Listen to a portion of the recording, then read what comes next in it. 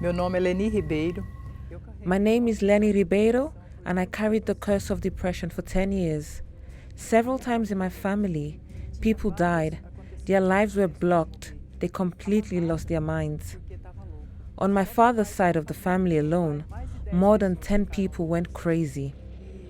And 2 of them got to the point of drinking caustic soda, and they died, all because of the depression.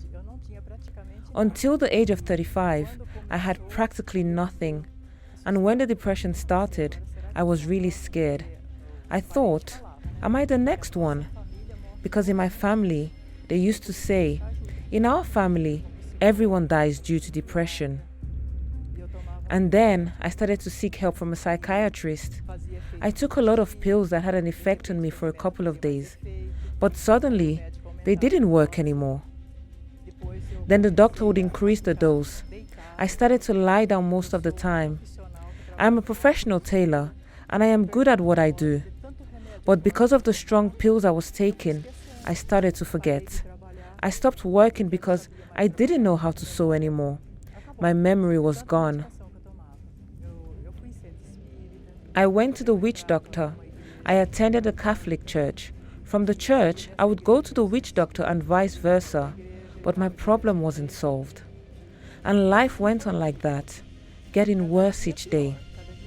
I didn't have patience with my daughters or with my husband. I got to the point of desiring to take some pills and go deep in the woods to die away from my family so that I wouldn't cause trouble for them. I used to think, now is my time to die. I wanted to die far away from everyone so that no one would see. I thought about suicide. I would drive on the highway because I took products to my clients. And I asked the truck drivers to drive over my car because I didn't have courage to take my life with my own hands. But I wished an accident would happen. Then one day, whilst watching the TV program of the Universal Church, I discovered the address of the church and went to look for it. But I couldn't find it, and so I returned home. On another occasion, I started driving, looking for the church, but I couldn't remember the name of the church. I only knew the address. And then I found it. The pastor invited me to come inside, but I didn't want to. I told him that I just wanted to talk to him. He asked me what the problem I was going through was, and I started to cry non-stop. Then he allowed me to pour it all out. After I calmed down, he asked if I could talk. I told him, Pastor, I want to die, but I don't have the courage to kill myself, but I want an accident to kill me. He invited me to go on the altar to receive a prayer. I went back home and already felt happy after the prayer, because after that day, I knew I was going to need to solve this problem. It was me and God. That same week, it was in the midst of a campaign of Israel. I came to the altar. I didn't know what a campaign of Israel was, but I thought, the pastor is telling me to do this. I will do, and will believe that this is God taking care of my life.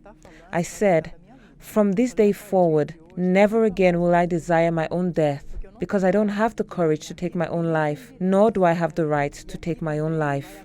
And not just for me, but for my whole family also. As I said to God, I don't accept for this curse to continue in my family. After that day, never again did a relative of mine get to the point that I got to. Today, the person that had depression for more than 10 years helps other people that have depression. Whenever someone tells me that there is someone with depression, wherever they are, I go, because there is never a bad time for that. My greatest blessing is the Holy Spirit. He is everything in my life. He is my rock, my fortress, my greatest treasure. It was the Holy Spirit that broke all the curses in my life and in all my family members. There is no case of depression in my family anymore. I left the cursed life behind, and today, my life is a blessing.